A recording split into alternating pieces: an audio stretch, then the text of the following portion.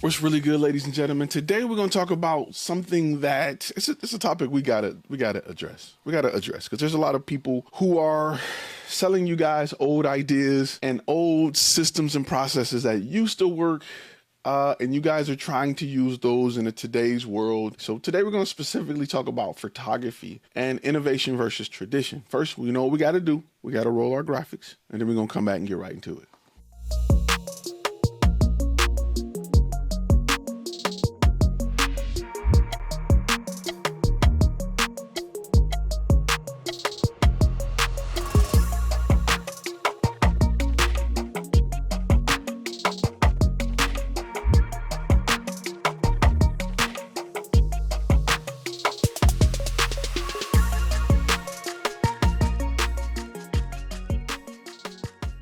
What's going on? If this is your first time on this channel right here is about content creation. It is about understanding the business side as a content creator. If you want to go somewhere so you can touch up your nudes so they can look bigger and better and whatever before you send them off to whoever you're talking to, this ain't the place. But if you want to understand how to get that bag, how to turn your passion into profit, this is the channel to help you do that. We're here to talk about the business side and all about the business side. My name is Ty. I'm a former Army combat photographer and the owner of FlashFilm Media.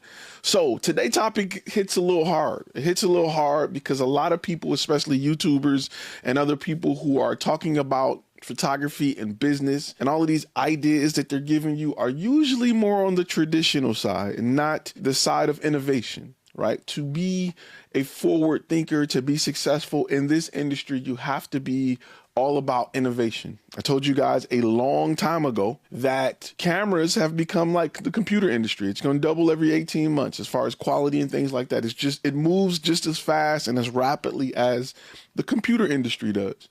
And if you're not aware of that, if you're not up on that, and if you're just looking at gear as the only thing that's moving, then you may be missing a lot because there are other things that change in this industry other than gear, megapixels, autofocus speed, and things like that. But we're going to talk about 5 things that are also changing within the industry that you need to be aware of and you need to be mindful of, and you need to make sure that's up to date even more than your equipment. Let's talk about the old school guys, right? Old school guys are telling you they're trying to sell you printers. They're trying to sell you all kind of crazy backdrops. They're trying to sell you all kind of old school stuff on things that may have worked for them back in the day. And the photo industry is completely different than what it was just 10 years ago. What may have worked for you 10 years ago, or whatever you may have made profit off of or tried to push or tried to sell 10 years ago, is not profitable today. And a great example of that is product photography, right? 10 years ago, if you were a product photography, you were really good at taking pictures of products that were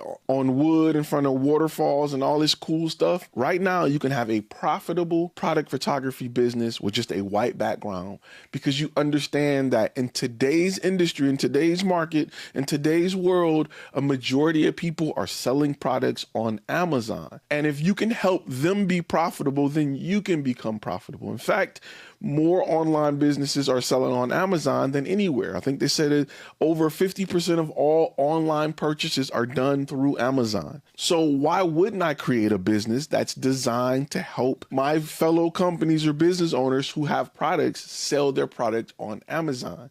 So by understanding the guidelines and rules of Amazon, I can create a business that's designed within those means, that's designed to help you push your product in the #1 place online items are selling. So again, I don't have to be this perfect, crazy, super dope product photographer that has your cologne somewhere in the desert taking pictures.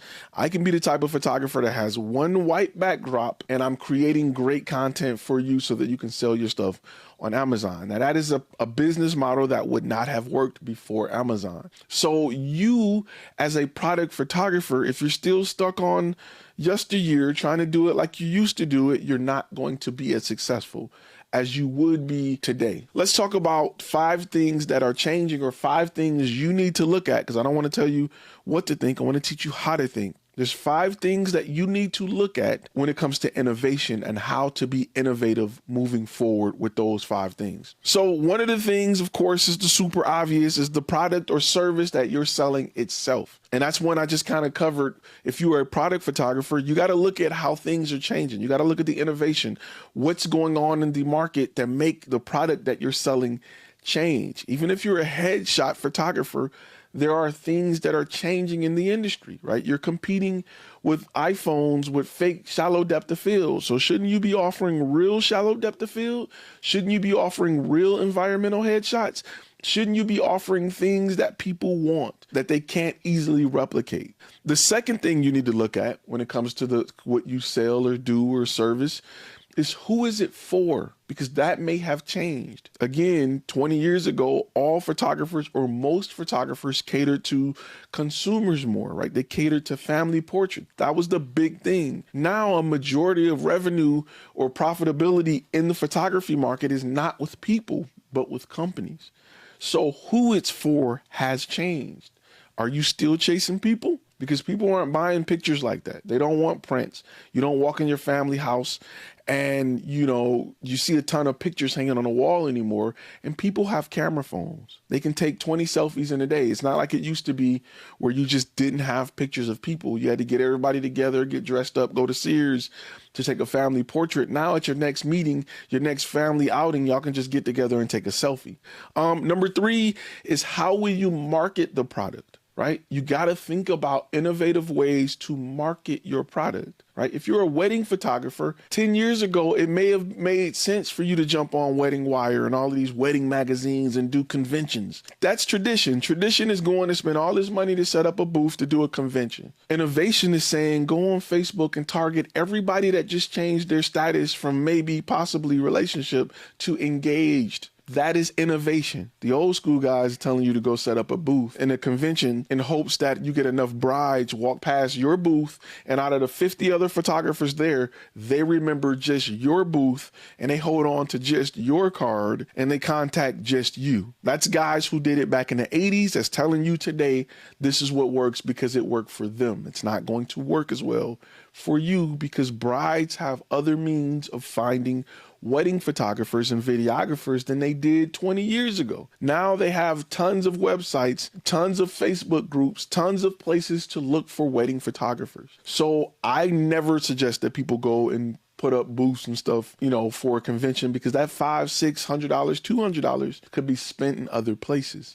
By understanding who your target audience is, they may all belong to a certain area. They may have purchased from the same jewelry store. It may be beneficial for you to get in cahoots and get a good relationship with that jewelry store to say, hey, everybody that buys an engagement ring here, I'd like them to leave with a pamphlet or some information. Number 4, the fourth thing you need to keep in mind when it comes to innovation versus tradition, and it's how do we provide that service, right? How do we provide that product or service?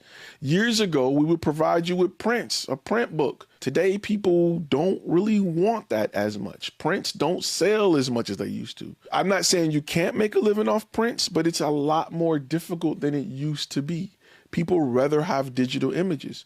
Well, how do you make profit if the photographer of yesteryear is telling you to make sure your profit margins on your prints are great? How do you still make profit? Understanding that is something you need to do as a business owner moving forward. You need to understand that as a photographer, how do I make profit? How do I continue to make profit as a photographer if I can't sell prints? What's next? Some people say NFTs and other things.